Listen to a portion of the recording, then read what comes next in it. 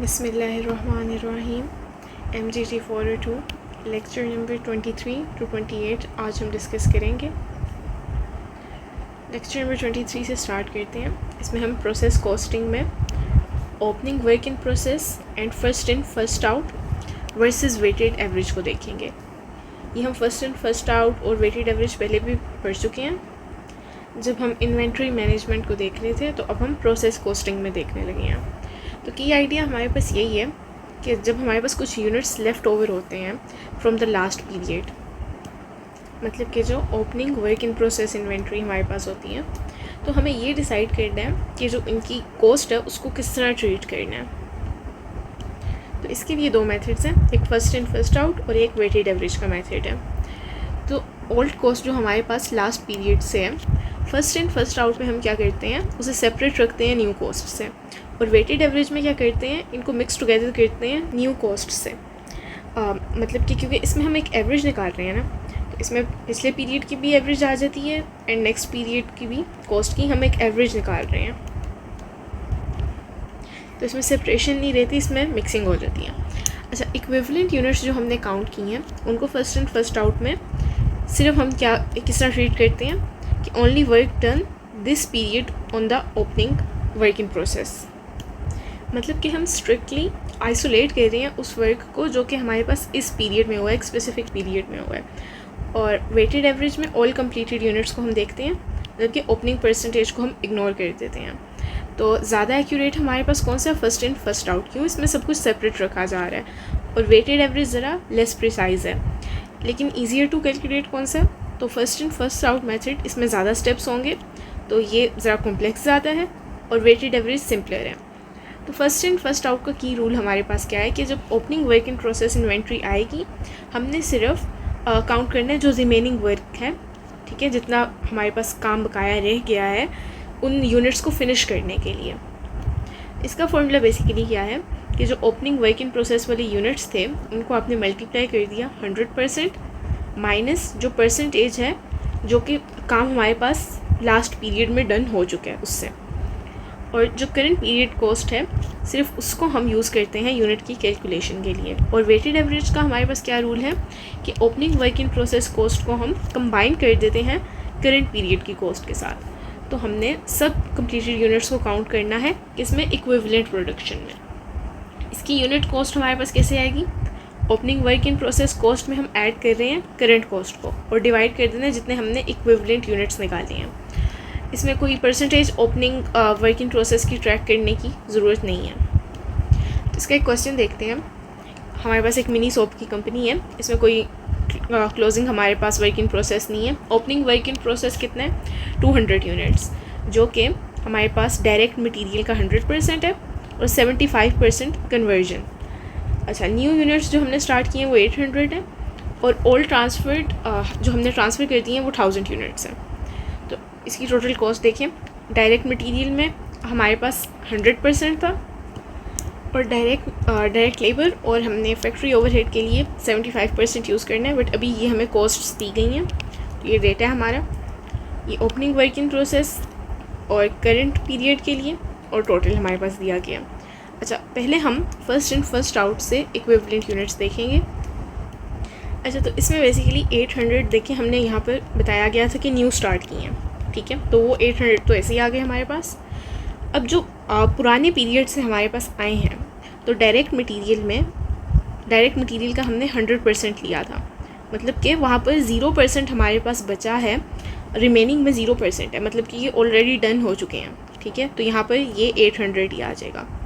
जो direct labour और factory overhead में था, कन्वर्जन रेट वो हमारे पास 75% था, मतलब कि 75% समझ ले कंप्लीट था, तो रिमेनिंग कितना बचा, 25%। तो हमने 25% निकाल लिया 200 का। 200 का क्यों निकाला, क्योंकि जो ओपनिंग वर्क इन प्रोसेस हमारे पास था वो 200 यूनिट्स थे ना, तो उन्हीं की हम बात कर रहे हैं कि इनकी कॉस्टिंग हमने कैसे करनी है। तो ये इक्विवेलेंट यूनिट्स इस तरह हमारे पास आ गए 800 और 850। अब इनकी अपॉर्शनमेंट करनी है, तो डायरेक्ट मटेरियल पर यूनिट के लिए जो डायरेक्ट मटेरियल की कॉस्ट ऊपर दी गई थी उसको हमने उसके जो यूनिट्स थे हमारे पास 800 उनसे डिवाइड कर दिया इक्विवेलेंट यूनिट से। इसी तरह हमने डायरेक्ट लेबर पर यूनिट निकाल लिया, ठीक है, जो हमने अभी इक्विवेलेंट यूनिट्स निकाले थे उनसे डिवाइड करके, और फैक्ट्री ओवरहेड जो हमारे पास कॉस्ट थी उसको भी हमने ये इक्विवेलेंट 850 यूनिट से डिवाइड कर दिया। तो टोटल हमारे पास यूनिट कॉस्ट कैसे आएगी, इन सबको ऐड करके। अब ओपनिंग वर्क इन प्रोसेस जो है, तो इसमें बेसिकली ये 9000 जो है ये हमारी वो टोटल कॉस्ट है जो कि ओरिजिनल ओपनिंग इन्वेंट्री से हमारे पास आई थी। कैसे, ज़रा ये देखें, एक सेकेंड, देखिए डायरेक्ट मटेरियल हमारे पास 6000 था प्लस 2000 डायरेक्ट लेबर का, ये हो गया 8000 प्लस 1000 फैक्ट्री ओवरहेड का, तो ये 9000 हो गया। तो ये टोटल जो हमारे पास ओपनिंग वर्क इन प्रोसेस से आई थी, ठीक है, तो वो हमने लिख ली। उसमें हमने कितना ऐड करना है, देखें 50 यूनिट्स हमारे पास इस पीरियड में बन रहे हैं ना, राइट, मतलब कि 800 तो पहले से बन के आ रहे थे, फिर जो हमने इक्विवेलेंट निकाले इस पीरियड के लिए, ठीक है, उसमें इक्विवेलेंट में 50 एक्स्ट्रा आ रहे हैं, राइट।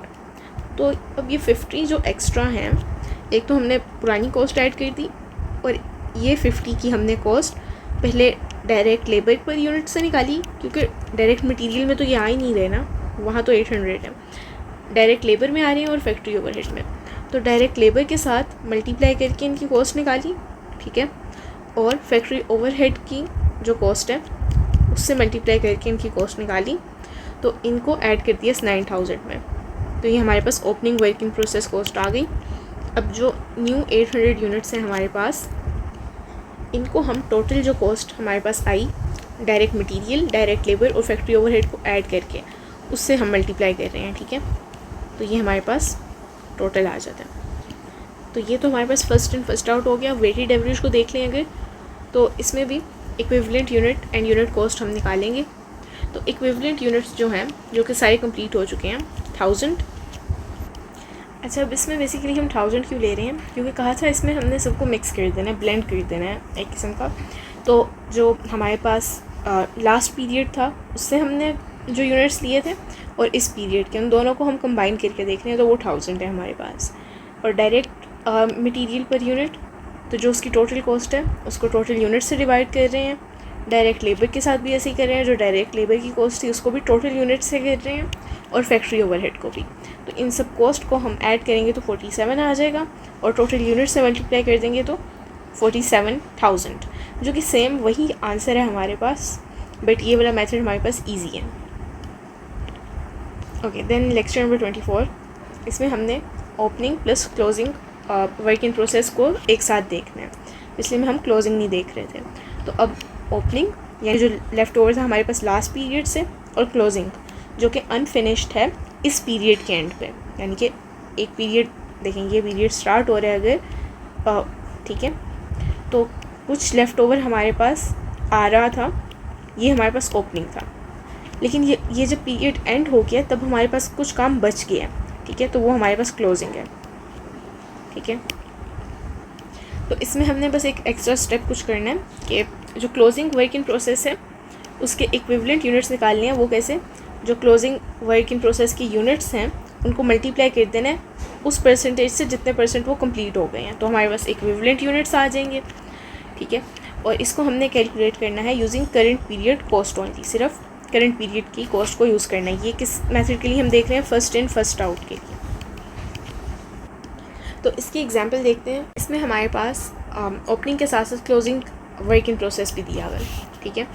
तो ओपनिंग हमारे पास 200 यूनिट्स हैं और 100% डायरेक्ट मटेरियल और कन्वर्जन रेट 75% है।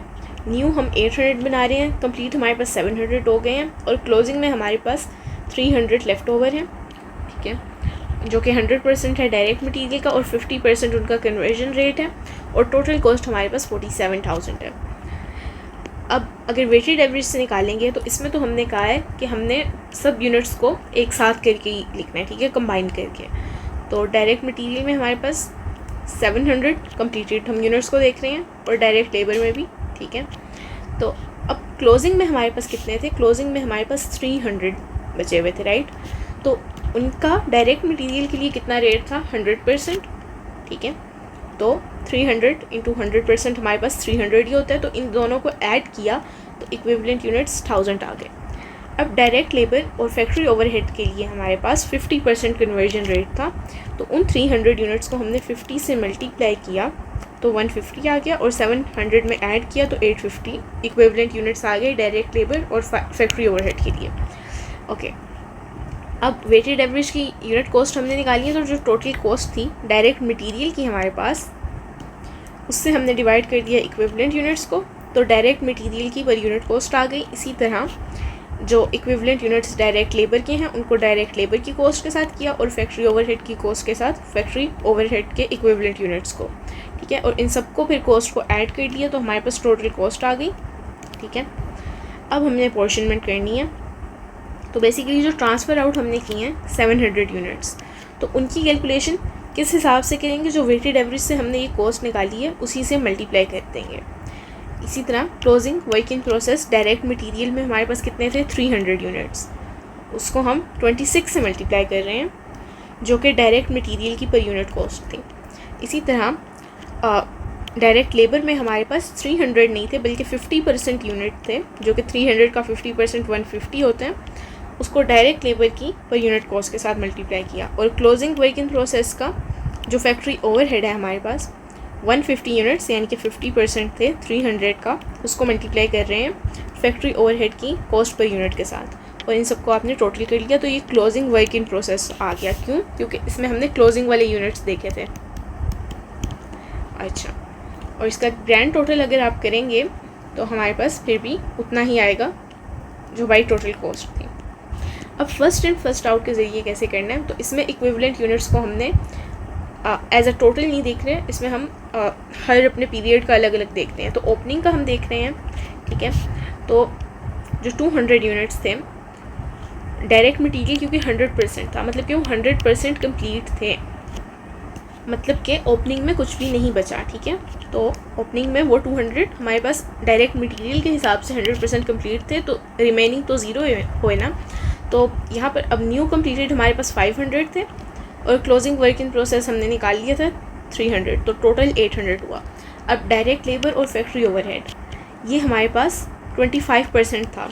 देखें, एक तो हमारे पास ये 50% वाला था ना, दूसरा हमें इन्फॉर्मेशन जो यहाँ पर दी हुई थी, यहाँ पर ये देखें क्लोजिंग वर्क इन प्रोसेस के लिए वो 50% कन्वर्जन रेट था, बट अभी जो हम ओपनिंग के लिए देख रहे हैं वहाँ पर देखें, यहाँ पर डायरेक्ट मटेरियल के लिए तो 100% कम्प्लीट है, बट डायरेक्ट लेबर और फैक्ट्री ओवरहेड के लिए कन्वर्जन रेट 75% है, मतलब 75% कम्प्लीट है और 25% रिमेनिंग है, तो हम 25% को यूज़ करेंगे यहाँ पर, देखें, ठीक है। तो 25% हमने निकाल लिया, वो 50 आ गया, और जो कम्प्लीटेड नए हमने कंप्लीट किए थे वो 50 थे, तो और यहाँ पर जो क्लोजिंग वर्क इन प्रोसेस में आए थे 150, सबको ऐड करके 700 बन गया। अब हमने इसकी यूनिट कॉस्ट निकालनी है, इक्विवेलेंट यूनिट्स के हिसाब से कॉस्ट को हमने डिवाइड कर देना है। तो यहाँ पर इक्विवेलेंट यूनिट्स हमारे पास 800, 700 और 700 रिस्पेक्टिवली, इन सबको डिवाइड करके यूनिट कॉस्ट निकाल ली, और सबको ऐड करके टोटल कॉस्ट आ गई पर यूनिट। अब इसमें अपॉर्शनमेंट हमने करनी है। ओपनिंग वर्क इन प्रोसेस में 9000 ऑलरेडी ये इनकर हो चुका था, देन हमने opening work in process direct labour निकाला जो भी कंप्लीट होना था। डायरेक्ट लेबर में देखिए जो 50 यूनिट्स थे ना हमारे पास यहाँ पर एक्स्ट्रा आ रहे, ठीक है, 50 यूनिट्स, इनको हमने किससे मल्टीप्लाई किया, जो डायरेक्ट लेबर की कॉस्ट आई, ठीक है। तो opening work in process total हमारे पास आ गया इन सबको ऐड करके, ठीक है। फैक्ट्री ओवरहेड के लिए भी सेम काम किया कि जो 50 यूनिट्स थे इस पीरियड में एक्स्ट्रा आ रहे, उनको ये फैक्ट्री ओवरहेड वाली कॉस्ट के साथ मल्टीप्लाई किया, ठीक है। अब जो न्यू 500 हमारे पास कंप्लीट हुए थे उनको बेसिकली हमने ये जो टोटल कॉस्ट आ रही थी उससे मल्टीप्लाई किया, तो ये हमारे पास टोटल ट्रांसफर्ड जितने यूनिट्स थे वो ये ओपनिंग वाले ओपनिंग वर्क इन प्रोसेस को और जो नए कंप्लीट किए हैं उनको ऐड करके हमारे पास जितने टोटल ट्रांसफ़र किए हैं उतने आ गए। अब क्लोजिंग वाले के लिए कर लिया, तो क्लोजिंग में हमारे पास 300 यूनिट्स थे, उनको हमने 25 से मल्टीप्लाई किया, 25 जो कि हमारे पास डायरेक्ट मटेरियल की यूनिट कॉस्ट है। इसी तरह 150 क्लोजिंग में हमारे पास थे, और फैक्ट्री ओवरहेड के लिए भी क्लोजिंग में 150 थे, डायरेक्ट लेबर और फैक्ट्री ओवरहेड के लिए। इनको इनकी रिस्पेक्टिव कॉस्ट से मल्टीप्लाई किया तो ये आ गया हमारे पास, और इनको हमने ऐड कर दिया तो क्लोजिंग वर्क इन प्रोसेस आ गया। तो इन सबको जब ऐड करेंगे वर्क इन प्रोसेस, ये जो ओपनिंग वाला था और कंप्लीटेड यूनिट्स को ग्रैंड टोटल हमारे पास वही आ जाता है अप्रोक्सीमेटली। अच्छा, इसी तरह हमारे पास एक और क्वेश्चन है, इसमें भी ओपनिंग वर्क इन प्रोसेस दिया हुआ है और इसके रेट्स दिए हुए हैं। डायरेक्ट मटीरियल के लिए 100% और 50% कन्वर्जन रेट यानी कि डायरेक्ट लेबर और फैक्ट्री ओवरहेड के लिए। और न्यू यूनिट्स हमारे पास 16,000 है, कंप्लीटेड हमारे पास 14,800 है, जिनका 25% कन्वर्जन रिमेनिंग है क्लोजिंग पर, और क्लोजिंग वर्क इन प्रोसेस 3,200 है। कॉस्ट हमारे पास दी गई है ओपनिंग वर्क इन प्रोसेस की, ठीक है, और करंट पीरियड और टोटल कॉस्ट। तो वेटेड एवरेज से हमने वैसे सेम तरीके से निकाल दिया, ठीक है। ये आप स्क्रीनशॉट भी ले सकते हैं और इसे साथ साथ खुद सॉल्व करके देखें, ठीक है। और फर्स्ट इन फर्स्ट आउट के लिए भी हमने वही काम किया है एग्जैक्टली, और हमारे पास ऑलमोस्ट इन दोनों का आंसर सेम आता है अप्रोक्सीमेटली। तो ये आपके पास एक तरीका भी है क्रॉस चेक करने का। अच्छा, देन हमारे पास लेक्चर नंबर 25 है, इसमें हमने देखना है जॉइंट प्रोडक्ट्स और बाय प्रोडक्ट्स। तो जॉइंट प्रोडक्ट्स बेसिकली क्या होते हैं, ये हमारे पास 2 और more main products from one shared process, यानी कि एक शेयर्ड प्रोसेस है, प्रोसेस एक ही है, ठीक है। उसमें से हमारे पास जो प्रोडक्ट निकलेंगे वो एक नहीं निकलेगा, वो 2 या 2 से ज़्यादा प्रोडक्ट निकलेंगे। प्रोडक्ट ए निकलेगा, प्रोडक्ट बी, और इससे ज़्यादा भी निकल सकते हैं, लेकिन ये किसी एक शेयर्ड प्रोसेस से गुजर रहे होंगे, ठीक है। और बाय प्रोडक्ट क्या होता है, अच्छा, इसमें हमारे पास जो जॉइंट प्रोडक्ट है इसमें एक मेन कीवर्ड आपने याद रखना है, वो कीवर्ड है मेन, ठीक है। यानी कि वो प्रोडक्ट्स मेजर प्रोडक्ट्स हैं, ठीक है। दोनों हमारे पास सेपरेटली आप कह सकते हैं कि हम उन्हें बेच सकते हैं। दोनों हमारे पास समझ लें कि इक्वल क्वांटिटीज़ में प्रोड्यूस होंगे, ठीक है, या फिर जो उनकी इकोनॉमिक वैल्यूज़ हैं वो भी सिग्निफिकेंट होंगी, ठीक है। और बाय प्रोडक्ट में क्या होगा कि इसमें एक माइनर या सेकेंडरी प्रोडक्ट हमारे पास प्रोड्यूस होता है along side the main one, यानी कि एक शेयर्ड प्रोसेस था, लेकिन पहले इसमें क्या हो रहा था, दोनों मेजर प्रोडक्ट्स आ रही थी। इसमें हमारे पास एक मेजर प्रोडक्ट तो आ रही है और एक हमारे पास माइनर प्रोडक्ट है, ठीक है, या फिर एक से ज़्यादा भी हो सकती हैं। अच्छा, इसमें सिग्निफिकेंस क्या है कि सारी जॉइंट प्रोडक्ट में सब सिग्निफिकेंट होंगी, ठीक है, क्योंकि इक्वल ऑलमोस्ट उनकी सिग्निफिकेंस है, बिकॉज दोनों मेजर प्रोडक्ट्स हैं। जो बाय प्रोडक्ट है वो क्योंकि हमारे पास एक सेकेंडरी प्रोडक्ट है, तो उसकी वैल्यू इंसिडेंटल या फिर लो वैल्यू है। एग्जाम्पल, जब हम क्रूड ऑयल का प्रोसेस की बात करते हैं, ठीक है, जब हम उसको प्रोसेस कर लेते हैं तो हमारे पास डीजल भी निकलता है और पेट्रोल भी, तो दोनों की हमारे पास सिग्निफिकेंट वैल्यू है, ठीक है। प्रोसेस एक ही हो रहा है, शेयर्ड प्रोसेस। इसी तरह बाय प्रोडक्ट के एग्जाम्पल में देखें तो शुगर केन है, ठीक है। तो शुगर केन को जब हम प्रोसेस करते हैं तो sugar as a main product निकलती है और pulp as a by product, क्योंकि इन दोनों की इकोनॉमिक वैल्यू में हमारे पास एक सिग्निफिकेंट डिफरेंस है, ठीक है।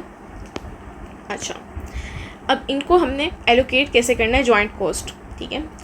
जॉइंट कॉस्ट को एलोकेट करने का तरीका क्या है, तो एक मेथड है हमारे पास फिजिकल क्वांटिटी रेशो। इसमें क्या करना है, आपने कॉस्ट को डिवाइड करना है बेस्ड ऑन जो हमारे पास वेट या वॉल्यूम आ रहा है हर प्रोडक्ट का, और इसको यूज़ करना है आपने जब प्रोडक्ट्स सेम यूनिट में हमारे पास मैयर हो रहे हों। लाइक देखें, ये क्रूड ऑयल वाले एग्जांपल में डीजल भी और पेट्रोल भी हमारे पास लीटर्स में मैयर हो रहा है, तो यहाँ पर आप इसे अप्लाई कर सकते हैं। अच्छा, नेक्स्ट मेथड है हमारे पास सेलिंग प्राइस रेशो। इसमें बेसिकली आपने कॉस्ट को डिवाइड करना है sales value at split off point. Split off point कहाँ है, जहाँ पर ये सेपरेट हो रहे हैं, ठीक है। देखें, stage in production where joint product separate, जहाँ पर ये दोनों सेपरेट हो जाते हैं और इनको देन अलग अलग ट्रीट किया जा सकता है। अच्छा, ये कब हमने यूज़ करना है, जब प्रोडक्ट्स की क्लियर मार्केट प्राइजेस हों। देन हमारे पास हाइपोथेटिकल मार्केट वैल्यू है। इसमें सेलिंग प्राइस में से आपने फर्दर प्रोसेसिंग की जो कॉस्ट है उसको माइनस कर देना है, तो आपके पास वो वैल्यू आ जाएगी जो स्प्लिट ऑफ के, यानी कि बाद आप इसको मज़ीद प्रोसेस कर रहे हैं, ठीक है। तो ये हमने कब यूज़ करना है, जब प्रोडक्ट्स को मज़ीद प्रोसेसिंग की ज़रूरत हो। लाइक फॉर एग्जांपल, एक प्रोसेस में हमारे पास 2 प्रोडक्ट्स, प्रोडक्ट ए और प्रोडक्ट बी बन तो गई हैं, ठीक है। अब एक प्रोसेस ऐसा हो सकता है जिसमें ये दोनों बेचने के लिए बस तैयार हैं। एक आपका जो सेपरेशन का पॉइंट हो गया, उसके बाद आप इन दोनों को बेच सकते हैं। लेकिन एक हमारे पास कोई प्रोडक्ट ऐसी हो सकती हैं जिसमें जहाँ पर सेपरेट तो हो गई हैं स्प्लिट ऑफ पॉइंट पर, बट उसके बाद इसको भी आपको मज़ीद प्रोसेस करने की ज़रूरत है, इसको भी मज़ीद प्रोसेस करने की ज़रूरत है, ठीक है। तो यहाँ पर हमने वैल्यू निकालनी होती है स्प्लिट ऑफ की, फिर एलोकेट करना होता है। अच्छा, देन प्रैक्टिस क्वेश्चन है हमारे पास, लाइक 1960 लीटर्स है फ्रेश मिल्क हमारे पास प्रोसेस हुआ है, उसकी टोटल कॉस्ट इतनी है और आउटपुट को हमने 6 प्रोडक्ट्स में स्प्लिट किया है। वो कौन सी 6 प्रोडक्ट्स हैं हमारे पास? स्किम मिल्क और क्रीम में, बटर में, घी में, योगर्ट में और मिसलेनियस। तो मिसलेनियस का बेसिकली यही मतलब होता है कि जो डिफरेंट अनरिलेटेड आइटम्स हैं उनको आप ग्रुप कर दें एक साथ, ठीक है, यानी कि इन सब के अलावा जितने आइटम्स बने। ओके, तो अब इनकी क्वांटिटीज़ हमें दी गई हैं और इनकी कैलकुलेशन, तो कैलकुलेशन बेसिकली कैसे करनी है? जो टोटल कॉस्ट आपके पास आ रही है उसको आपने डिवाइड कर देना है जो टोटल क्वांटिटी थी मिल्क की, ठीक है। तो यहाँ तक देखें, यहाँ तक सबका सेम है, ठीक है, यहाँ तक सबका प्रोसेस हमारे पास सेम है। डिवाइड कर दिया और देन मल्टीप्लाई कर दिया रिस्पेक्टिव जो उस प्रोडक्ट की हमारे पास क्वांटिटी थी, ठीक है। स्किम मिल्क की उसको हमने 1000 से कर दिया, क्रीम के लिए 500 से मल्टीप्लाई कर दिया, ठीक है। तो इस तरह हमारे पास इनकी एलोकेटेड कॉस्ट आ जाएगी और ये ऐड अप करेगी हमारे पास जो टोटल कॉस्ट दी गई थी उस पर, ठीक है, ऐड अप होके हमारे पास वही आएगा। अच्छा, अब इससे हमारे पास एक और क्वेश्चन है selling price ratio chicken parts के, ठीक है, कि टोटल जॉइंट कॉस्ट हमारे पास 70,000 थी, 4 प्रोडक्ट प्रोड्यूस हो रहे हैं, ड्रम स्टिक, ब्रेस्ट पीसेस और विंग्स एंड मिसलेनियस। तो टोटल हमें दिया गया है। अब इसमें हमारे पास प्राइस पर ग्राम दी गई है। तो पहले में तो हमने पहला वाला मेथड यूज़ किया था कि जो हमारे पास फिज़िकल क्वांटिटी पे डिपेंड करता था कि हर प्रोडक्ट का जो वॉल्यूम या वेट है उस पर हम कॉस्ट को डिवाइड कर रहे थे, लेकिन इसमें हम सेलिंग प्राइस वाला देख रहे हैं कि हम कॉस्ट को डिवाइड कर रहे हैं based on sales value at split point. तो सेल्स वैल्यू जो स्प्लिट पॉइंट पे थी उससे हम कैलकुलेट कर रहे हैं, तो इसीलिए इसकी प्राइस पर ग्राम हमें दी गई है, ठीक है। तो इनको हम मल्टीप्लाई जब करेंगे तो टोटल सेल्स वैल्यू आ जाएंगी। अच्छा, अभी तो हमने सेल्स वैल्यू निकाली है, लेकिन पीछे आपने देखा होगा हमने निकाली थी कॉस्ट, ठीक है, जो कि ऐड अप होकर टोटल हमें गिवन कॉस्ट के इक्वल आ रही थी। बट यहाँ पर अभी हमने कॉस्ट नहीं निकाली, कॉस्ट अभी हमने एलोकेट करनी है, ठीक है। तो बेसिकली सेल्स वैल्यू तो आ गई है, अब इस सेल्स वैल्यू के ज़रिए से हमने कॉस्ट को कैलकुलेट करना है। तो जैसे कि जो ड्रम स्टिक्स थी, जॉइंट कॉस्ट सबसे पहले आपने देखनी है, वो 70,000 थी, ठीक है। तो उसको हमने डिवाइड किया जो हमारे पास टोटल आ रही थी ये सेल्स प्राइस, ठीक है, और मल्टीप्लाई कर दिया जो ड्रम स्टिक्स की हमारे पास टोटल प्राइस थी उससे, ठीक है। मतलब कि ये जो टोटल सेल्स थी ना, ठीक है, टोटल सेल्स को मल्टीप्लाई करना है जो इंडिविजुअल हमारे पास प्रोडक्ट है उसकी सेल्स से, ठीक है, लाइक 80,000 से, और ये जो वैल्यू आएगी ये हमारे पास डिनोमिनेटर में आ जाएगी, यानी कि जो टोटल हमारे पास जॉइंट कॉस्ट थी उसको हमने डिवाइड करना है इस वैल्यू से, ठीक है ना, जो हमने ये मल्टीप्लाई करके निकाली है। तो सबके लिए ऐसे ही निकालने हैं। तो टोटल कॉस्ट जब ऐड करेंगे तो वो हमारे पास ऐड अप होके टोटल जॉइंट कॉस्ट के इक्वल आनी चाहिए। और ये अल्टरनेटिवली अगर आपको तरीका मेंशन ना किया हो तो जो ऊपर वाला हमारे पास मेथड था फिज़िकल क्वांटिटी रेशो वाला, उससे भी हम निकाल सकते हैं। तो ये ऊपर वाले मेथड से निकाला गया।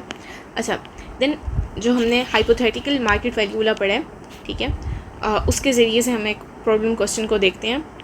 तो जॉइंट कॉस्ट दी गई है और 5 ग्रेड्स हमारे पास प्रोड्यूस किए गए हैं टी के, और हर ग्रेड को अभी प्रोसेसिंग की ज़रूरत है। तो हाइपोथेटिकल मार्केट वैल्यू तभी आपको कहा गया था कि यूज़ करनी है जब मज़ीद प्रोसेसिंग की ज़रूरत हो सेल से पहले। तो क्वांटिटीज़ लिखी गई हैं, जो फर्दर कॉस्ट आएगी वो लिखी गई है, और सेल्स प्राइस ये हमें दी गई है। अब market value at split of आपने निकालनी है, ठीक है, और फिर उसके बाद हम कॉस्ट एलोकेशन करेंगे, ठीक है। तो बेसिकली सेल्स प्राइस में से माइनस कर दिया कॉस्ट को, ठीक है। तो ये तो हमारे पास जो पर पाउंड हमारे पास वैल्यू आ रही है ना, ठीक है, तो ये तो 4 आ गई, ठीक है। अब इस 4 को आपने मज़ीद मल्टीप्लाई कर देना है उसकी टोटल क्वांटिटी से, ठीक है, तभी तो टोटल की वैल्यू आएगी ना, नहीं तो ये तो हमारे पास पर पाउंड है, ठीक है। तो इस तरह इन सब के लिए निकाल ली और इस सब का हमने टोटल कर लिया। तो ये मार्केट वैल्यू आ गई स्प्लिट ऑफ पे, सबकी टोटल आ गई और सबकी इंडिविजुअल भी आ गई। अब कॉस्ट एलोकेशन कैसे करनी है कि जो टोटल आपके पास जॉइंट कॉस्ट थी उसको आपने डिवाइड कर दिया, ये जो अभी आपने मार्केट वैल्यू निकाली, और उसको आपने ये जो मार्केट वैल्यू निकाली है ना, सेम वही हम काम कर रहे हैं कि इसमें हम मार्केट जो वैल्यू आई है उसको मल्टीप्लाई कर रहे हैं हर इंडिविजुअल जो हमारे पास मार्केट वैल्यू आई थी उससे।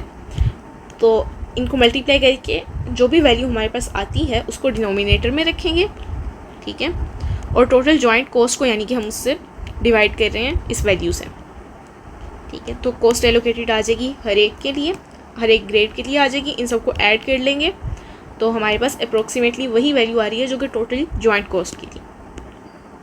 ओके, लेक्चर नंबर 26 में जॉइंट प्रोडक्ट्स के बारे में ही हमने पढ़ना है और बाय प्रोडक्ट्स के बारे में। तो एक और क्वेश्चन दिया गया है ABC लिमिटेड, इसमें हमारे पास 3 प्रोडक्ट्स दिए गए हैं और प्रोसेस जो 1 है उसमें हमारे पास डायरेक्ट मटेरियल, डायरेक्ट लेबर और फैक्ट्री ओवरहेड और इनका टोटल दिया गया है। और आउटपुट जो है ओ के लिए, जो ओ प्रोसेस है ना, राइट, ठीक है, वो हमारे पास डायरेक्टली हम उसे बेच रहे हैं। और फिर जो पी वाला प्रोसेस है, पी वाला प्रोडक्ट है हमारे पास, उसको हम फर्दर प्रोसेस कर रहे हैं और क्यू वाले को भी हम फर्दर प्रोसेस कर रहे हैं। और ये तो एक प्रोसेस हो गया ना, देखें प्रोसेस 1 के बाद असल में ये तीनों आए हैं। ये प्रोसेस हो गया एक बार, उसके बाद ओ को डायरेक्ट बेच दिया और इन दोनों को फर्दर प्रोसेस किया। तो जो हमारे पास मेथड 1 है वो फिज़िकल क्वांटिटी रेशो जो कि हमने पढ़ा उसी तरीके से करना है, ठीक है, मतलब कि हम डिवाइड कर रहे हैं उसके इंडिविजुअल क्वांटिटीज़ से। और ये इंडिविजुअल जो उनसी कॉस्ट है 500, 300 और 200, बेसिकली ये मल्टीप्लाई हमने करना है इनको पहले किसके साथ, इनके जो टोटल है 500 प्लस 300 कितना हो गया 800 एंड देन 9 एंड 1000, तो ये 1000 आ गया, ठीक है। तो इंडिविजुअल को 1000 से यानी कि टोटल से मल्टीप्लाई करके इसको हमने डिनोमिनेटर में रखना है किसके, जो हमारे पास ये टोटल कॉस्ट आ रही है, ठीक है। इसके डिनोमिनेटर में क्या रखना है, जैसे 500 है इंडिविजुअल प्रोडक्ट ए का और प्रोडक्ट ओ का, ठीक है, प्रोडक्ट ओ की क्वांटिटी को मल्टीप्लाई करें जो टोटल क्वांटिटी है उससे। इसी तरह इन सब के लिए करना है और देन टोटल हमने निकाल लेना है, तो वो हमारे पास टोटल वही आना चाहिए। और प्रॉफिटेबिलिटी हमारे पास कितनी हो रही है प्रोसेस के बाद, 2 में हमारे पास प्रोसेस हुआ था, ओ के लिए तो कोई प्रोसेस नहीं हुआ था, तो ये हमारे पास वैसे ही आ रहा है, ठीक है, फर्दर प्रोसेसिंग हुई ही नहीं, तो इसकी टोटल कॉस्ट वही है। अच्छा, अब ये 20, 70 और ये 30 क्या है, तो ये इनकी सेल्स प्राइस है, ठीक है, ये गिवन होगी। तो अब हम क्या कर रहे हैं कि मल्टीप्लाई कर रहे हैं जो इनकी हमारे पास वैल्यूज़ थी, ठीक है, और जो क्वांटिटीज़ थी 500 और 300 और 200, इनकी सेल्स प्राइस से मल्टीप्लाई कर रहे हैं। तो जो सेल्स प्राइस आ जाएगी उसमें से हम जब कॉस्ट को माइनस कर देंगे तो वो ग्रॉस प्रॉफिट आ जाएगा, ठीक है। और हाइपोथेटिकल मार्केट वैल्यू जो है, इसमें हमने फर्दर प्रोसेसिंग की कॉस्ट को कैलकुलेट करना था, ठीक है। तो ओ की तो कोई फर्दर प्रोसेसिंग नहीं थी और इसकी जो मार्केट वैल्यू थी वो ₹20 जो कि गिवन थी। अच्छा, अब इनकी जो हमारे पास गिवन थी लाइक 70, ठीक है, और 30, तो इसकी तो 20 रहेगी, इसमें प्रोसेसिंग नहीं थी। जो इसकी 70 थी, यहाँ हमें गिवन है कि कितनी फर्दर प्रोसेसिंग की हमें कॉस्ट थी आई है, इनकर हुई है, तो उसको हमने ऐड करके बताया हुआ। इसकी 30 आई थी, इसकी 10, ठीक है। तो अब इस सेल्स प्राइस में से हमने माइनस कर देना है इस फर्दर प्रोसेसिंग की कॉस्ट को, तो हमारे पास हाइपोथेटिकल मार्केट वैल्यू आ जाएगी स्प्लिट ऑफ पर, ठीक है। तो बेसिकली हमने इसमें हाइपोथेटिकल मार्केट वैल्यू कैलकुलेट करनी है फर्दर प्रोसेसिंग के बाद, फर्दर प्रोसेसिंग कॉस्ट तो गिवन है, ठीक है।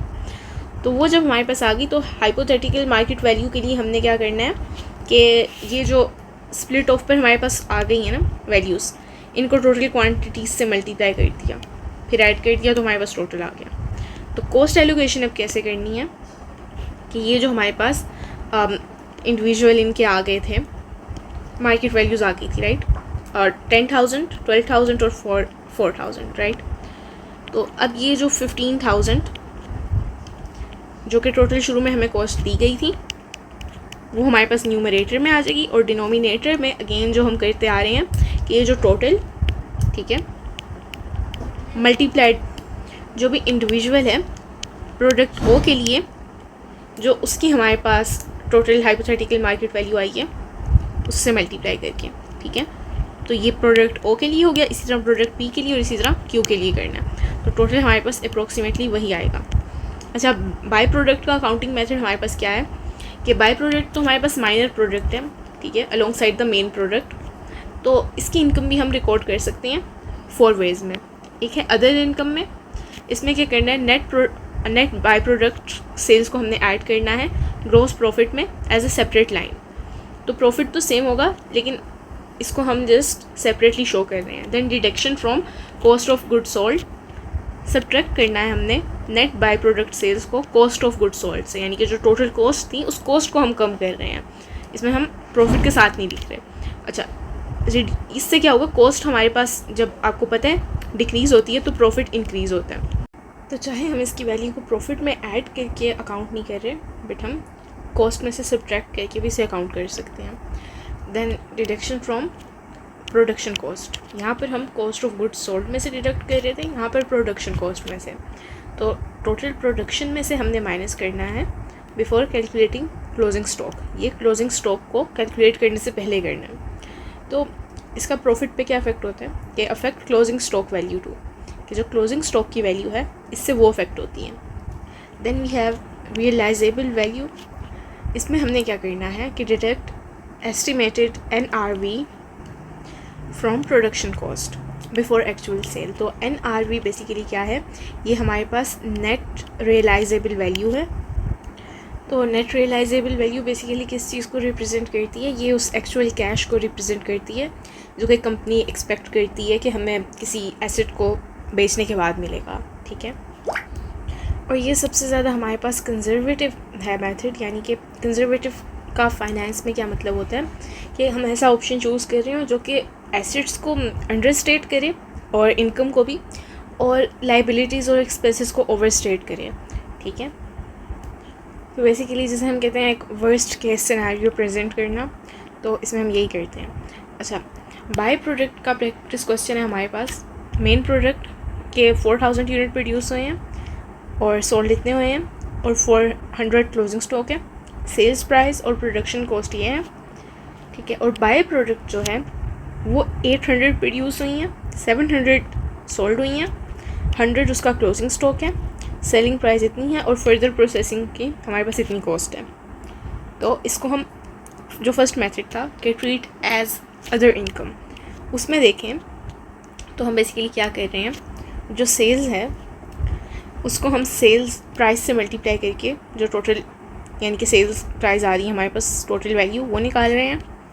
अब इसमें से हम कॉस्ट ऑफ गुड सोल्ड को माइनस कर देते हैं। कॉस्ट ऑफ गुड सोल्ड कैसा है, प्रोडक्शन कॉस्ट, उसको हमने डिवाइड किया जो टोटल यूनिट प्रोड्यूस हुए थे उससे और मल्टीप्लाई कर दिया जितने सोल्ड हुए हैं, ठीक है। कॉस्ट ऑफ गुड सोल्ड यानी कि जितने बिके हैं उनकी कॉस्ट, ना कि जो टोटल हमारे पास बने थे 4000 उनकी कॉस्ट नहीं। तभी हम देखें यहाँ तक तो हमने देखें 64,000 को जब ये 4000 से डिवाइड किया तो ये हमारे पास एक यूनिट की कॉस्ट आ गई ना। तो फिर हमने 3600 से मल्टीप्लाई किया कि जितने यूनिट बिके हैं उनकी कॉस्ट आ जाए, वो हमने निकाल लिया। अच्छा, तो टोटल सेल्स में से हमने कॉस्ट ऑफ गुड सोल्ड को माइनस कर दिया, ठीक है ना। तो ये माइनस कर दिया तो हमारे पास ग्रॉस प्रॉफिट आ गया। अब इसमें हमने बाय प्रोडक्ट की इनकम को ऐड कर देना है। वो कैसे निकालेंगे, 700 हमारे पास हमने बेची ना बाय प्रोडक्ट्स, और किस प्राइस पे बेची, 2.50 पे। तो इनको मल्टीप्लाई किया और उसमें से हमने माइनस कर दी जो उसकी प्रोसेसिंग की कॉस्ट थी, ठीक है। यानी कि ये तो हमारा खर्चा आया ना, इसको तो माइनस करेंगे, ठीक है। तो वो एक यूनिट पे हमारे पास ₹0.50 आया था। तो टोटल यूनिट्स जितने बेचे हैं उन पे हमारे पास कितना प्रोसेसिंग का खर्चा आया वो इनको मल्टीप्लाई करके निकलेगा, ठीक है। तो बाय प्रोडक्ट हमने जितनी की बेची उसमें से ये खर्चा माइनस कर दिया। तो ये जो बाय प्रोडक्ट की इनकम हुई है वो हमने यहाँ पर लिख ली, इसको हमने ऐड करना है किसमें, अपने प्रॉफिट में। तो ये हमारे पास एडजस्टेड ग्रॉस प्रॉफिट आ गया। अब सेकंड मेथड में हमने कॉस्ट ऑफ गुड्स सोल्ड में से माइनस कर देना है इसको। तो सेल्स टोटल हमने निकाल ली थी और कॉस्ट ऑफ गुड्स सोल्ड उसमें से बेसिकली हमने माइनस कर दिया जो टोटल इनकम हुई थी बाय प्रोडक्ट से। तो ग्रॉस प्रॉफिट आ गया हमारे पास, ठीक है, सेम। देन हमारे पास थर्ड मेथड है, डिडक्शन करनी है कॉस्ट ऑफ प्रोडक्शन से। तो सेल्स इनकम बेसिस पर। तो प्रोडक्शन कॉस्ट थी हमारे पास, उसमें से बाय प्रोडक्ट की इनकम को हमने लेस कर दिया, तो एडजस्टेड प्रोडक्शन कॉस्ट आ गई। अब हमारे पास जो क्लोजिंग स्टॉक था, ठीक है, देखिए क्लोजिंग स्टॉक के लिए हमें क्या वैल्यूज़ दी गई हैं। यहाँ पर हमें दिया गया 400 क्लोजिंग स्टॉक, ठीक है। तो ये जो 400 का क्लोजिंग स्टॉक है, इसको हम मल्टीप्लाई करें किससे, जो टोटल यूनिट प्रोड्यूस हुए हैं, टोटल यूनिट प्रोड्यूस जो हुए हैं, ठीक है, उससे मल्टीप्लाई कर रहे हैं। और ये जो वैल्यू आ रही है उसको हम डिनोमिनेटर में रख रहे हैं, और डिवाइड हम किस चीज़ को कर रहे हैं, ये जो टोटल हमारे पास था, बेसिकली जो प्रोडक्शन कॉस्ट है, ठीक है, प्रोडक्शन कॉस्ट को हम डिवाइड कर रहे हैं इस वैल्यू से। तो ये हमारी क्लोजिंग स्टॉक की वैल्यू आ गई, क्योंकि क्लोजिंग स्टॉक में 400 थे और ये हमारे पास जो टोटल यूनिट प्रोड्यूस थे। अच्छा, क्लोजिंग स्टॉक की वैल्यू को हमने सब्ट्रैक्ट करना है, तो हमारे पास कॉस्ट ऑफ गुड सोल्ड आ गई। अच्छा, अब हमने क्या करना है कि सेल्स में से हमने ये जो कॉस्ट ऑफ गुड सोल्ड आया था उसको माइनस कर देना, तो ग्रॉस प्रॉफिट आ जाएगा। सेल्स हमारे पास बेसिकली कितनी थी, ये जो सेल्स थी हमारे पास 108,000, ठीक है। तो यहाँ पर हमारे पास ग्रॉस प्रॉफिट इतना आ जाएगा, ठीक है। तो इनमें ज़्यादा फ़र्क नहीं आएगा, थोड़ा सा फ़र्क होगा इनकी कैलकुलेशन में, ठीक है। अच्छा, तो आगे थर्ड मेथड हमारा जो रियलाइजेबल वैल्यू है, जो कि हमने प्रोडक्शन कॉस्ट से डिडक्ट की है, ठीक है। तो इसमें net realisable value of by product वो हमने निकाली है 800 मल्टीप्लाई बाई 2.50।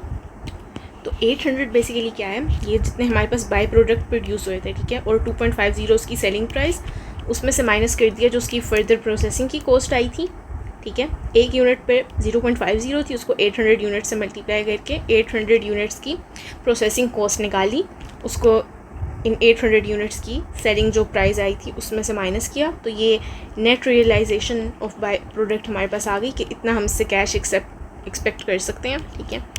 अब एडजस्ट करना है प्रोडक्शन कॉस्ट के लिए, तो ये जो 64,000 हमारे पास है जो कि प्रोडक्शन कॉस्ट है, प्रोडक्शन कॉस्ट में से माइनस कर दिया इस NRV को, नेट रियलाइजेबल वैल्यू को।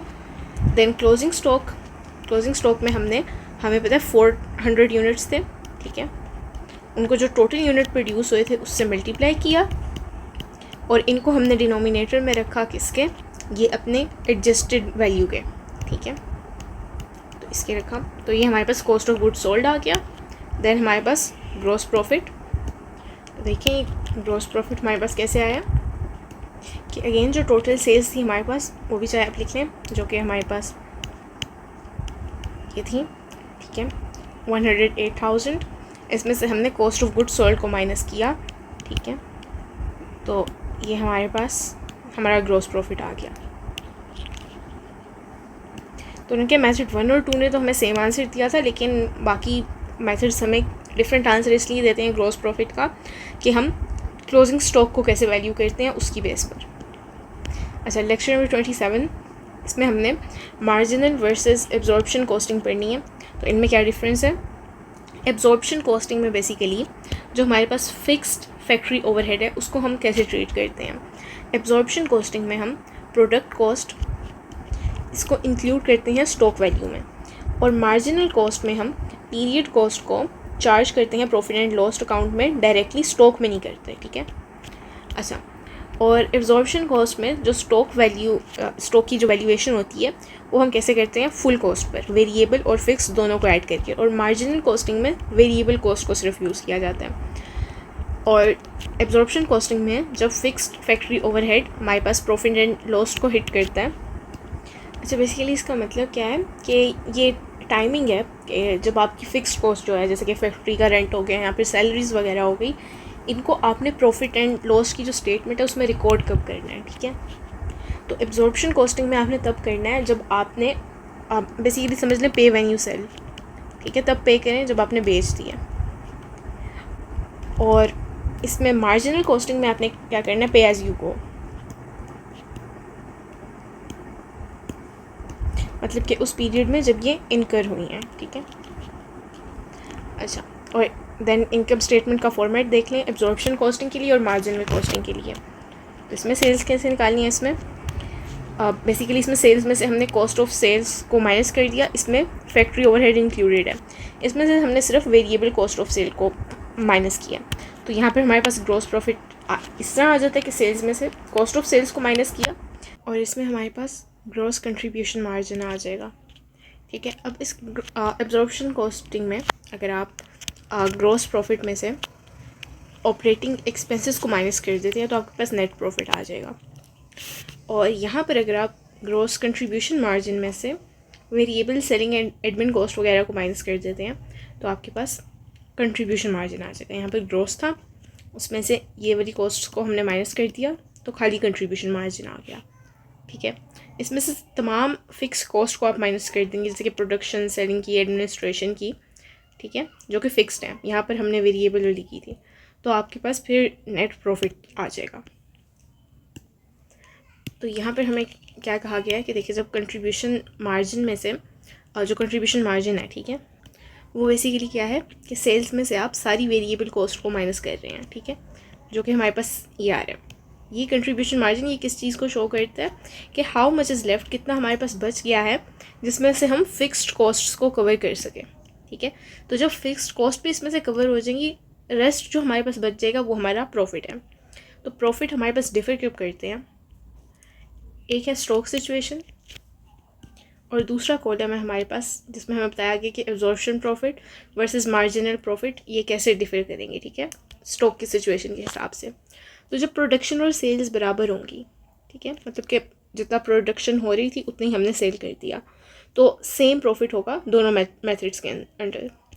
जब प्रोडक्शन हमारे पास ज़्यादा होगी और सेल्स कम होगी, ठीक है, मतलब कि क्लोजिंग स्टॉक हमारे पास इंक्रीज़ करेगा, तब एब्जॉर्प्शन रेट हायर होगा और फिक्स्ड कॉस्ट जो क्लोजिंग स्टॉक है उसमें स्टोर होंगी। अच्छा, जब प्रोडक्शन हमारे पास कम होगी, production is less than sales, sales ज़्यादा होगी, प्रोडक्शन कम, तब हमारे पास एब्जॉर्प्शन लोअर होगी और old fix cost release from opening stock. तो जो हमारे पास ओपनिंग स्टॉक में पुरानी फिक्स्ड कॉस्ट थी उसको हम रिलीज़ कर देंगे। अच्छा, तो एक प्रैक्टिस क्वेश्चन दिया हुआ है, कॉस्ट पर यूनिट। अच्छा, सेलिंग प्राइस ₹10 है, डायरेक्ट मटेरियल 3, डायरेक्ट लेबर 2 और वेरिएबल ओवरहेड जो है हमारे पास वो ₹1, फिक्स्ड ओवरहेड फैक्ट्री ओवरहेड जो फिक्स्ड है हमारे पास 10,000, प्रोडक्शन 5,000 यूनिट्स की है। अच्छा, तो डायरेक्ट मटेरियल्स की जो एब्जॉर्प्शन कॉस्टिंग है और जो मार्जिनल कॉस्टिंग है, ठीक है, ये दोनों में हमने यही लिखना है जो डायरेक्ट मटेरियल में हमें दी गई है। ठीक है, देन डायरेक्ट लेबर के लिए भी 2 और वेरिएबल ओवरहेड जो है हमारे पास 1 आ गया। अब जो फिक्स्ड फैक्ट्री ओवरहेड है वो हमारे पास कितना है, ₹10,000। इसको हमने टोटल जो प्रोडक्शन है उससे डिवाइड कर देंगे ना, प्रोडक्शन के यूनिट्स हैं जितने उनसे डिवाइड कर देंगे, तो ये पर यूनिट की एब्जॉर्प्शन कॉस्ट आ जाएगी हमारे पास। ओके, लेकिन मार्जिनल कॉस्ट में हमने ये फिक्स्ड फैक्ट्री ओवरहेड को लिखा ही नहीं क्योंकि ये प्रोडक्ट कॉस्ट में शामिल नहीं है। अच्छा, अब कॉस्ट पर यूनिट। अच्छा, इन सब को ऐड करके कॉस्ट पर यूनिट आ गई और इन सब को ऐड करके मार्जिनल कॉस्ट पर यूनिट। अच्छा, हैं ये दोनों हमारे पास कॉस्ट पर यूनिट ही, ये बस एब्जॉर्प्शन कॉस्टिंग वाले मेथड से, ये मार्जिनल कॉस्टिंग वाले से। और जो 2 यूनिट्स का फ़र्क आ रहा है, इधर 8 है और इधर 6 है, तो ये 2 यूनिट्स बेसिकली हमारे पास फिक्स्ड फैक्ट्री ओवरहेड के हैं जो कि मार्जिनल कॉस्टिंग में जिन्हें हमने नहीं इंक्लूड किया। ओके, देन लेक्चर नंबर 28, इसमें भी हम मार्जिनल वर्सेस एब्जॉर्प्शन कॉस्टिंग देख रहे हैं। अच्छा, इसमें हमारे पास रिकन्सिलिएशन फार्मूला है। ठीक है, तो रिकन्सिलिएशन हमारे पास बेसिकली क्या होती है, वैसे तो इस इंग्लिश वर्ड का ये मतलब है कि एक कन्फ्लिक्ट के बाद सेटलमेंट करना, बट फाइनेंस में इसका ये मतलब होता है कि आपके पास सेट है अगर किसी फाइनेंशियल वैल्यूज़ का, तो उन दोनों को एक दूसरे के अगेंस्ट कंपेयर करके देखना, उनकी एक्यूरेसी देखने के लिए, या फिर बीच में कोई डिफरेंसेस हैं उनको कंपेयर करना है। ठीक है, तो यहाँ पर अगर आप देखें तो शुरू हम एब्जॉर्प्शन कॉस्ट से कर रहे हैं, ठीक है, देन मार्जिनल कॉस्ट। तो ये 2 वैल्यूज़ हैं हमारे पास, तो इनको हम कंपेयर कर रहे हैं बेसिकली, या फिर एक सेट ऑफ वैल्यूज़ से दूसरे की तरफ जा रहे हैं। ठीक है, तो एब्जॉर्प्शन कॉस्टिंग में आप अगर ऐड कर देंगे opening stock into factory overhead का जो फिक्स्ड रेट पर यूनिट है, ये ऐड कर देंगे और इसमें से लेस कर देंगे, सब्ट्रैक्ट कर देंगे closing stock into fixed factory overhead rate per unit जो है, तो आपके पास मार्जिनल कॉस्टिंग आ जाएगी। और इसका शॉर्टकट उन्होंने बताया हुआ है कि जो डिफरेंस है वो आपके पास change in stock units multiplied by fixed factory overhead, ठीक है। तो अगर आपका स्टॉक ऊपर जाता है तो एब्जॉर्प्शन प्रॉफिट हायर होता है उस अमाउंट से। ऐसे देन एक प्रैक्टिस क्वेश्चन है 4 years के प्रॉफिट का कंपैरिजन। सेलिंग प्राइस आपको ₹10 दी गई हुई है, वेरिएबल कॉस्ट ₹4, फिक्स्ड कॉस्ट हमारे पास पर ईयर की 900 है, normal production 250 units, then fixed factory overhead rate दिया गया है, एब्जॉर्प्शन कॉस्ट पर यूनिट और मार्जिनल कॉस्ट पर यूनिट। अच्छा, तो 4 years का ये हमारे पास। तो इस क्वेश्चन में बेसिकली हम कंपैरिजन ही देख रहे हैं। तो ये ओपनड और प्रोड्यूस्ड सोल्ड ये सब हमारे पास दिया गया, देन क्लोज्ड ये कितने यूनिट्स थे, ठीक है, देन एब्जॉर्प्शन प्रॉफिट और मार्जिनल प्रॉफिट। अच्छा, तो आप ईयर 1 में अगर देखें तो आप प्रोड्यूस कितना कर रहे हैं 300, पर आप बेस कितना रहे हैं 100, ठीक है। तो मतलब कि प्रोडक्शन आपकी जो है प्रोडक्शन ये आपकी ज़्यादा है जितना आप बेच रहे हैं उससे, ठीक है।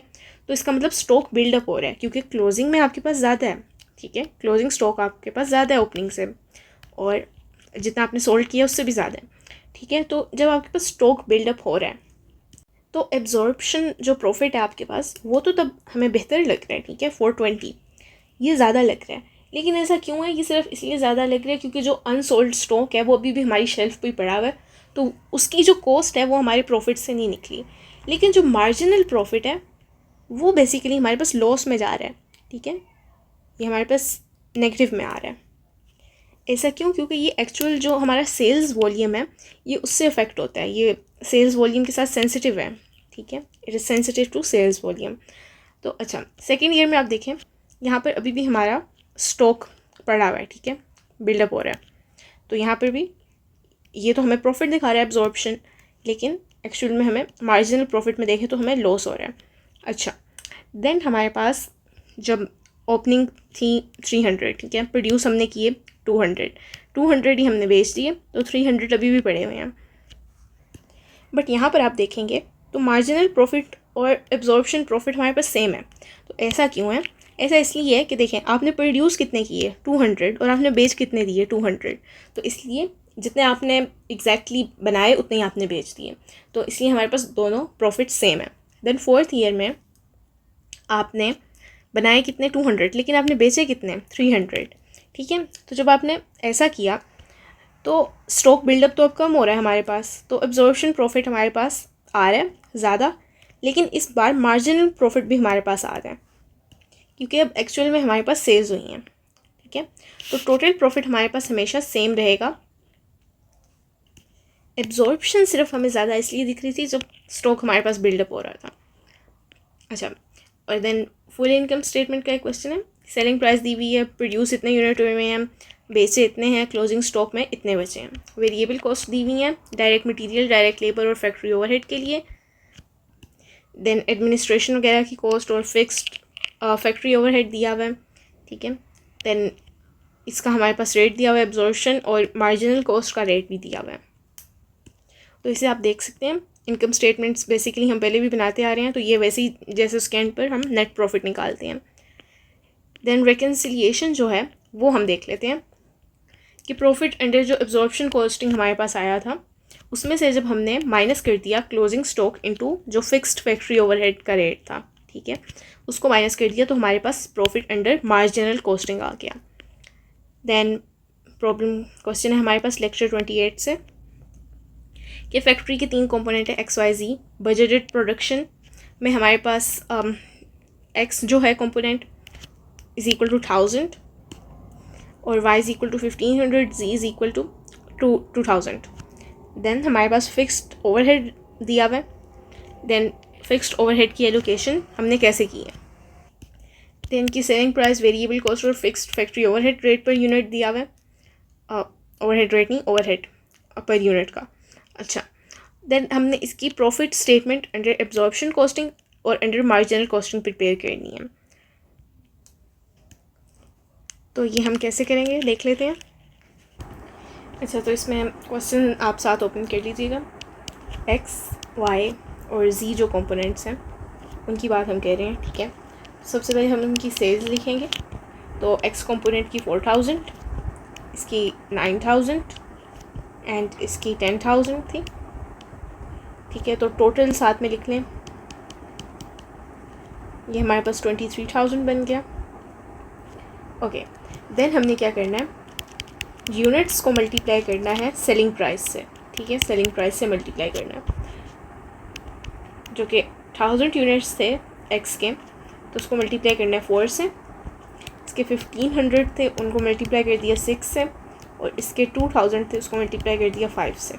ठीक है, अब इसमें से हमने लेस करना है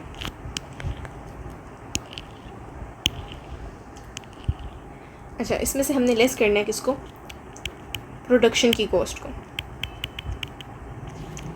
ठीक है, तो वो थी हमारे पास इसकी 2500 और इसकी 8050 और इसकी हमारे पास थी 11,000,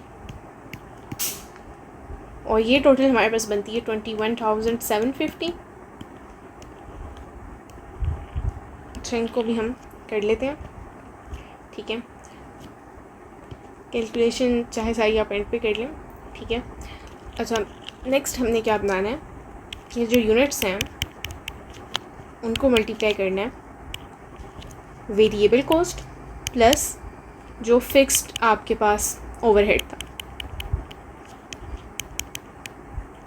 ठीक है, तो लाइक 1000 यूनिट्स थे, इसमें मल्टीप्लाई बाय वेरिएबल कॉस्ट और फिक्स्ड ओवरहेड को ऐड करेंगे तो 2.50 इसके लिए, और इसका 1500 मल्टीप्लाइड बाय इसके लिए ये वाली वैल्यू कैलकुलेट करेंगे तो बनेगी 5.50, और ये 2000 मल्टीप्लाइड बाय 5.50 इसके लिए भी बनेगी।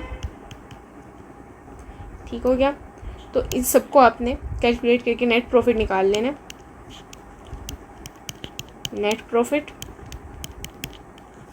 इसका बनेगा 1500, इसका 750, और इसका नेगेटिव में आपके पास बन रहा है 1000, तो ये टोटल नेट प्रॉफिट आपके पास बन जाएगा 1250। तो ये बेसिकली हमारा था एब्जॉर्प्शन कॉस्टिंग। ठीक है, एब्जॉर्प्शन वाले के लिए एब्जॉर्प्शन। अच्छा, अब इसमें और मार्जिनल वाले में बेसिकली क्या फ़र्क है, एब्जॉर्प्शन कॉस्टिंग में हमने क्या किया, जो फिक्स्ड ओवरहेड था, ठीक है, फिक्स्ड ओवरहेड को हमने रुपीज़ जो 1.50 था, इसको प्रोडक्ट कॉस्ट में इंक्लूड किया। अब मार्जिनल में हमने क्या करना है, मार्जिनल कॉस्टिंग जो है इसमें बेसिकली जो फिक्स्ड हमारे पास ओवरहेड आएगा उसको एज पीरियड कॉस्ट ट्रीट करते हैं और डिडक्ट कर लेते हैं उसको टोटल कंट्रीब्यूशन में से।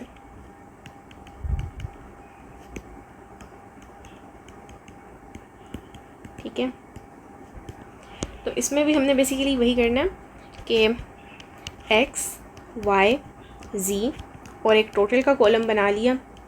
ठीक है, सबसे पहले हमने सेल्स लिखनी है, उसमें से हमने लेस करना है वेरिएबल कॉस्ट, देन हमने एक यूनिट्स इनटू वेरिएबल कॉस्ट का कॉलम बनाना है, देन कंट्रीब्यूशन, सॉरी जो ये रो है, ठीक है, कॉलम नहीं, कंट्रीब्यूशन का रो, और उसमें से लेस करना है फिक्स्ड ओवरहेड, और एंड पे आ जाएगा नेट प्रॉफिट। अच्छा, बल्कि जो इसमें ये वाली हमारे पास रो है कि यूनिट्स इनटू वेरिएबल कॉस्ट, ये बेसिकली हमारे पास टोटल वेरिएबल कॉस्ट इसको रिप्रेजेंट करती है। तो अगर आप इसको पहले ही निकाल लेते हैं इस वाली रो को, ठीक है, और डायरेक्ट उसकी वैल्यूज़ इसमें लिख लेते हैं वेरिएबल कॉस्ट में, तो इस रो की फिर ज़रूरत नहीं है, इस रो को आप निकाल सकते हैं। ठीक है,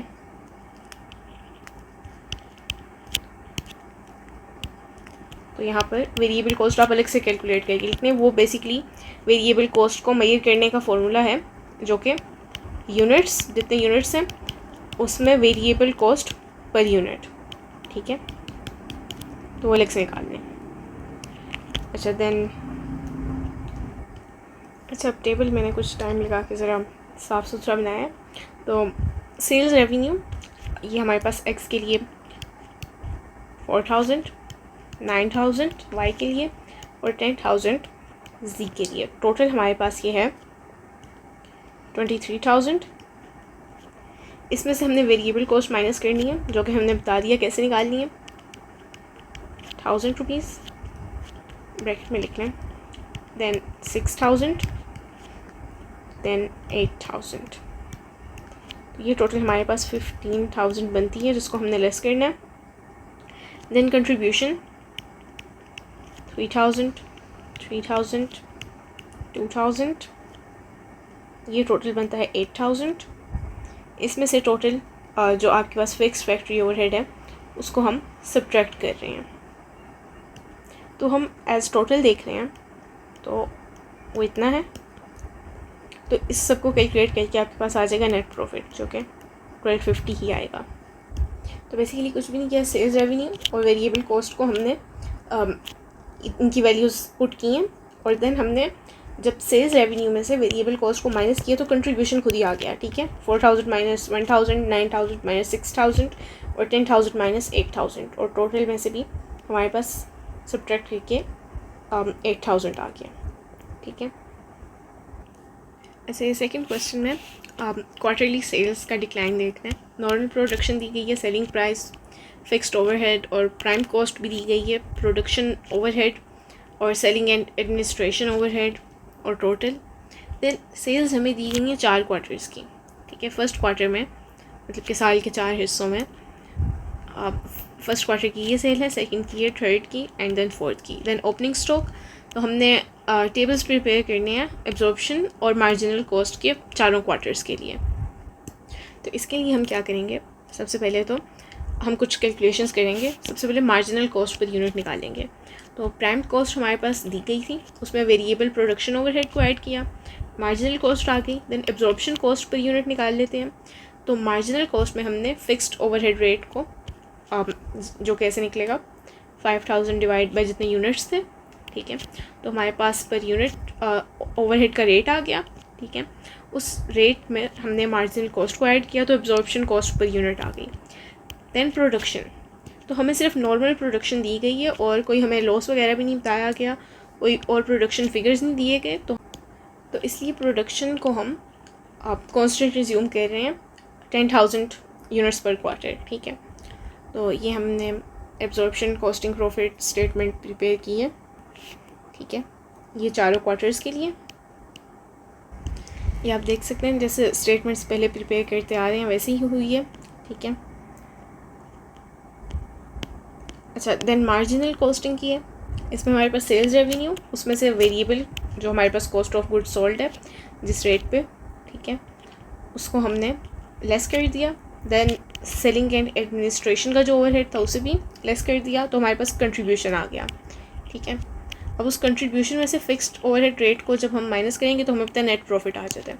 ये स्टेटमेंट्स आप देख सकते हैं। नेक्स्ट क्वेश्चन में भी हमें सेम यही बात, वही हमने 2 स्टेटमेंट्स प्रिपेयर करनी है। ठीक है, और बताया उनके प्रॉफिट क्यों डिफ़र करते हैं। तो स्टेटमेंट तो आप बना लेंगे, तो प्रॉफिट्स क्यों डिफ़र करते हैं वो इसलिए करते हैं जो आपको स्टॉक्स वाली बात बताई थी कि स्टॉक्स जब हमारे पास पड़े होते हैं तब हमारे पास एब्जॉर्प्शन जो कॉस्टिंग है वो ज़्यादा प्रॉफिट शो करती है। ठीक है, अच्छा तो MCQ सिलेक्शन नंबर 28 के जो है हमारे पास, अच्छा तो यहाँ क्वेश्चन दिया गया है हमें कि जब हम कंपेयर कर रहे हैं प्रॉफिट्स को मार्जिनल कॉस्टिंग को यूज़ करते हुए, ठीक है, कंपेयर किसके साथ कर रहे हैं, एब्जॉर्प्शन कॉस्टिंग वाले के साथ। तो in a period when closing stock जब हमारे पास 1400 यूनिट्स था, ओपनिंग स्टॉक 2000 यूनिट्स था और एक्चुअल प्रोडक्शन 11,200 यूनिट्स थी और कॉस्ट इतनी थी। ठीक है, 4.50 compare to a target cost जो थी वो ₹5 पर यूनिट थी। तो कौन सी स्टेटमेंट करेक्ट है। अच्छा तो आप ओपनिंग और क्लोजिंग स्टॉक को देखेंगे तो क्लोजिंग हमारे पास है 1400, ठीक है, और ओपनिंग था 2000। तो स्टॉक हमारे पास कम हो रहा है कि ज़्यादा हो रहा है, तो ये बेसिकली कम हो रहा है। कितना कम हो रहा है, 600 यूनिट्स। तो जब 600 यूनिट्स कम हो रहा है स्टॉक, तो एब्जॉर्प्शन प्रॉफिट हमारे पास लोअर होगा, क्योंकि वो तो स्टॉक पे हमने देखा था जब स्टॉक ज़्यादा होता था तो एब्जॉर्प्शन प्रॉफिट ज़्यादा होता था। तो हायर वाले तो ये ऑप्शंस गए हमारे पास, ठीक है। तो अब देखें लोअर होगा, अब कितना लोअर होगा, बेसिकली ये 600 यूनिट्स जो कम हो रहे हैं ना, तो इसको आप 4.50 से मल्टीप्लाई करें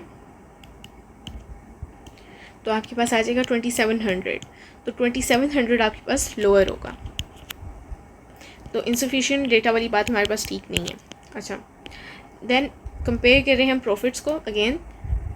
तो उन्होंने कहा है कि जब लेवल ऑफ स्टॉक हमारे पास इंक्रीज़ होता है तब हमारे पास क्या होता है, absorption costing profit will be higher और closing stock valuation lower than those under marginal costing. तो अच्छा, ये तो हमें पता है कि एब्जॉर्प्शन कॉस्टिंग प्रॉफिट ज़्यादा होगा, ठीक है। ये देखिए जब स्टॉक हमारे पास, वेट अ मिनट, जब स्टॉक हमारे पास बढ़ रहा है तो ये तो हायर होगा, ठीक है। तो इसमें भी हायर आ रहा है, प्रॉफिट हायर होगा, ठीक है। तो प्रॉफिट हायर वाले ऑप्शंस को हम कंसीडर कर रहे हैं। इसमें कह रहे हैं प्रॉफिट लोअर होगा, तो ऐसा तो नहीं होता कि स्टॉक ज़्यादा और एब्जॉर्प्शन में हमारे पास प्रॉफिट यानी कि कम हो। तो जिसमें एब्जॉर्प्शन वाले प्रॉफिट का हायर का जिक्र आ रहा है, ठीक है, तो वो हमारे पास ऑप्शन करेक्ट हो सकते हैं। तो ये करेक्ट हो सकता है, बी वाला भी, ए वाला भी करेक्ट हो सकता है। अच्छा, मार्जिनल कॉस्टिंग जो है उन्होंने कहा वो हायर होगी, तो क्या ये करेक्ट हो सकता है? नहीं, एब्जॉर्प्शन वाला तब ज़्यादा होगा जब स्टॉक ज़्यादा होगा, तो ये हमारे पास करेक्ट नहीं होगा। अच्छा, तो मार्जिनल कॉस्टिंग जो है वो हमारे पास लो होगी जब स्टॉक हमारे पास इंक्रीज़ हो रहा है, तो ये भी करेक्ट हो सकता है। तो अभी तक सिर्फ हमने एक ऑप्शन को एलिमिनेट किया, वो ऑप्शन नंबर सी को हमने एलिमिनेट किया, ठीक है। तो ये सी वाला ऑप्शन नहीं हो सकता हमारे पास, क्योंकि मार्जिनल प्रॉफिट हायर नहीं होगा, वो लोअर हो सकता है। अच्छा, अब हम दूसरी बात देखते हैं। तो देखिए, एब्जॉर्प्शन कॉस्टिंग प्रॉफिट हायर होगा और क्लोजिंग स्टॉक वैल्यूएशन लोअर होगी। हम तो कह रहे हैं कि जब स्टॉक इंक्रीज़ कर रहा है तब एब्जॉर्प्शन प्रॉफिट इंक्रीज़ करते हैं और स्टॉक भी तो हमारे पास ज़्यादा होता है, ठीक है। तो ऐसा कहना कि स्टॉक वैल्यूएशन हमारे पास कम होगी कंपेयर टू मार्जिनल कॉस्टिंग, तो ये बात सही नहीं है, तो ये ऑप्शन भी गया। अच्छा, डी ऑप्शन को भी देखते हैं। मार्जिनल जो है हमारे पास लोअर होगा और स्टॉक वैल्यूएशन हायर होगी then under those higher than those under absorption costing. तो ये तो बात देखिए, सेम बात वही कर रहे हैं जो ऑप्शन अभी हम कट करके आए हैं। अब इस बात को थोड़ा समझने की कोशिश करते हैं। जब उन्होंने हमें ये कहा था कि एब्जॉर्प्शन कॉस्टिंग में स्टॉक वैल्यूएशन लोअर होगी, यानी कि एब्जॉर्प्शन में ये जो भी मैंने स्पेलिंग लिख दी है इसमें लोअर होगी, ठीक है। ये इस ऑप्शन में कहा था ना, किससे? मार्जिनल कॉस्टिंग से, ठीक है, लोअर देन मार्जिनल। तो इस बात को हमने कहा था ये गलत है, ठीक है। जब इसको हमने फॉल्स कहा था, तो अब इस बात को देखें, बात तो ये एक किस्म की सेम नहीं कर रहे हैं कि ये कह रहे हैं स्टॉक वैल्यूएशन हायर होंगी, ठीक है, किस में? मार्जिनल कॉस्टिंग में। ये कह रहे हैं मार्जिनल कॉस्टिंग में हायर होगा देन एब्जॉर्प्शन।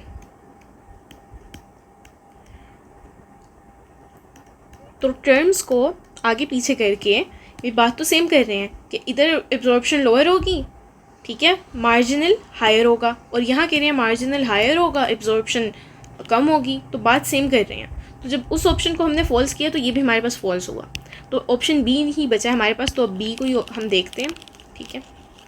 तो बी में बेसिकली क्या कह रहे हैं कि एब्जॉर्प्शन कॉस्टिंग प्रॉफिट हायर होगा और क्लोजिंग स्टॉक वैल्यूएशन हायर होगी, किस में? एब्जॉर्प्शन कॉस्टिंग में ही हायर होगी देन अंडर मार्जिनल कॉस्टिंग। यानी कि जहाँ हमें बताया जा रहा है कि मार्जिनल हमारे पास लोअर है और एब्जॉर्प्शन में हमारे पास स्टॉक वैल्यूएशन हायर है, ठीक है।